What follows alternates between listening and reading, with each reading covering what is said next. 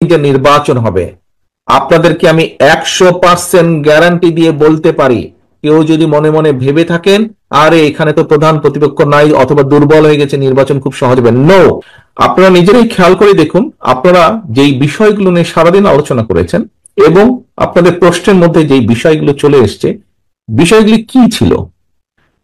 বিষয়গুলো ছিল, বলা যায় বিষয়গুলো সবগুলোই ছিল কিন্তু দেশের এবং দেশের মানুষের বিভিন্ন সুবিধা অসুবিধা সমস্যা নিয়ে, কনসার্ন নিয়ে আপনারা আলোচনা করেছেন।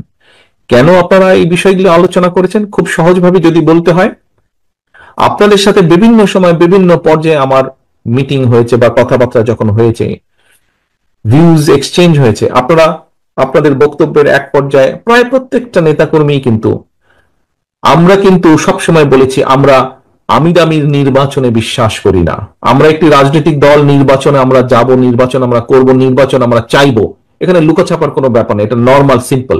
জনগণের সমর্থন আমরা পাবো, বেশি পেলে আইন অনুযায়ী, নিয়ম অনুযায়ী, দেশের সংবিধান অনুযায়ী যা হবার সেটিই হবে। জনগণের সমর্থন ভিত্তিতে জনগণ যাকে বেশি সমর্থন দিবে তারা দেশ পরিচালনা করবে। অর্থাৎ আমরা নির্বাচন চাইবো, নির্বাচন চাওয়াটা কোনো অন্যায়ের বিষয় না, এটাই স্বাভাবিক।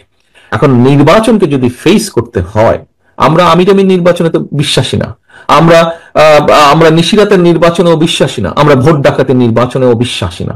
আমরা একটি স্বচ্ছ স্বাভাবিক নির্বাচনে বিশ্বাসী, যেখানে মানুষ নির্ভয় নির্দ্বিধায় ভোট